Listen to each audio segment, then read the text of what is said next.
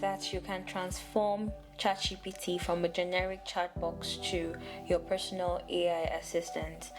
Today, I'm going to show you how to do that. You might want to customize ChatGPT because of your needs, and your need might be writing blogs, writing emails, marketing, and maybe managing websites. So a lot of tasks go into creating custom ChatGPT, and I'm going to take you step by step through each and every one of them. Also, I'm going to share some pro tips on how to avoid hallucination, how to increase security and also efficiency. So let's get right in. Before we get into customizing your ChatGPT, I want to talk about something that is very important, which is prompting. Prompting is the foundation of ChatGPT, of any chatbot you want to use. So you need to learn how to craft very, very good prompts so that a lot of generic responses and also hallucination from these chatbots, don't forget that they are being trained on data that are very, very numerous, and sometimes they just have to pick from those wealth of knowledge and give you whatsoever they think you want. So you need to tell them exactly what you want, and these are some of the do's of making sure that you prompt well. So one is, make sure you specify your audience. Also, you can include do's and don'ts. So you could tell the ChatGPT, okay, if you're going to do it this way, I don't want it sounding this way, I don't want you to use these words, I want you to pick this vocabulary and use. So you could also include do's and don'ts. So that's part of the do's for prompt. The don'ts now is, don't assume ChatGPT knows what you want in mind.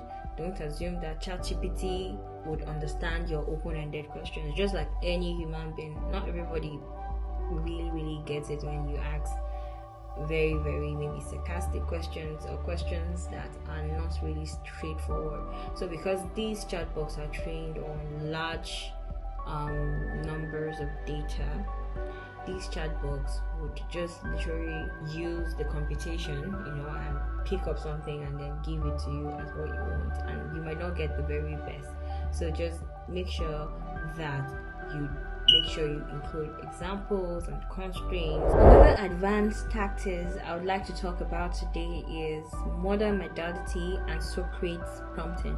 So I'll start first with modal modality. We all know that now AI systems are able to process not just text, they are able to process audios, videos, and a whole host of other things that are coming to be almost every day. So modal modality now is using two forms or format of prompting to achieve more results. So I'm going to give you an example now. If you have some ingredients in your fridge and you want to create supper and you really have no idea what to create, using modal modality would be you taking a picture of those ingredients, uploading it onto Canva or any of the AI systems you're using, and prompting it, asking it, okay, this is what I have and what do you think I can prepare? So it gives you a lot of ideas, and it also help you. Maybe you could, if it gives you like, oh, you could prepare this, you could prepare this, then you go on further prompting and asking it,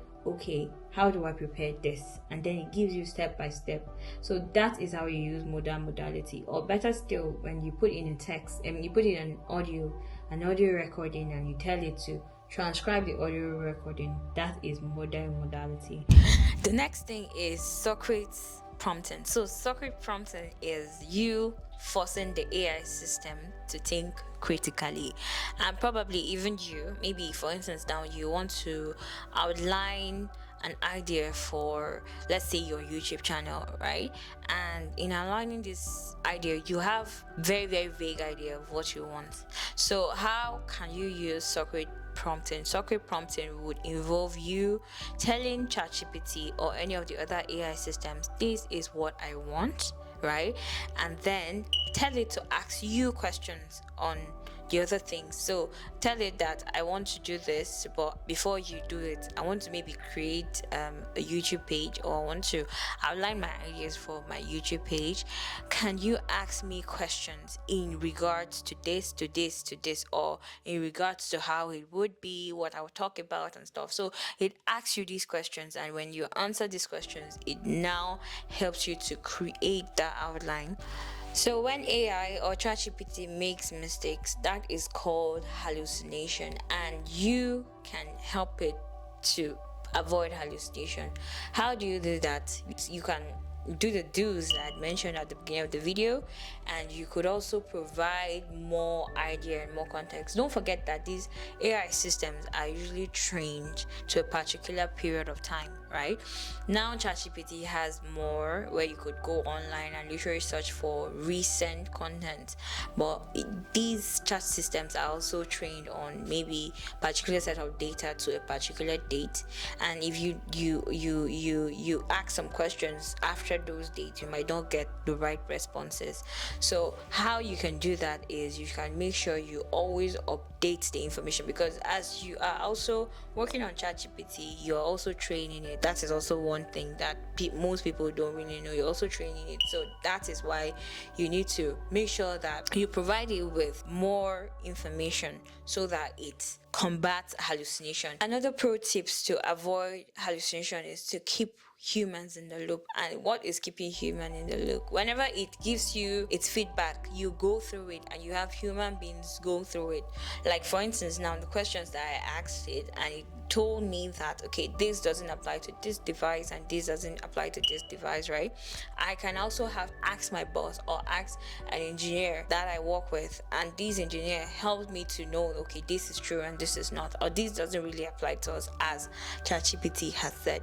Keeping humans in the loop is very important, and that's why sometimes I feel like when they say oh, it's coming to take over your job, I don't think it's necessary. Well, I think you just learn how to use it better, because just like any revolution that's happened in the world, there's a lot of change and there's a lot of new things that always come into play, and these new things at the end of the day provide more opportunity and also takes away a lot of other opportunities. I'm not disputing that. So yeah, that's also one of the pitfalls to avoid in using ChatGPT or any of the other AI systems. With all this information, I hope you are ready to customize your own personal AI assistant, and tell me what you are going to customize in the comment section. Like, subscribe to this channel.